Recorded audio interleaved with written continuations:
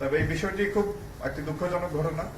সেটি হলো ইমন নামে এক ব্যক্তি পরকীয়া প্রেমিকের সাথে নেপালে যাচ্ছিলেন ওই ফ্লাইটে।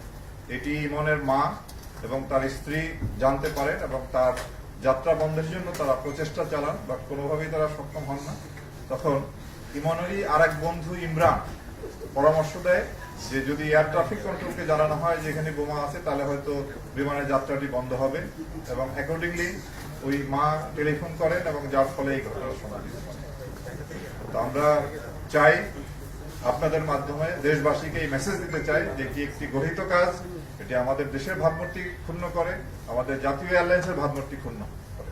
তো কোনোভাবেই যেন এই ধরনের প্রচেষ্টা ভবিষ্যতে গ্রহণ করা না হয়, এবং করলে তার জন্য কঠিন শাস্তির ব্যবস্থা করা হবে।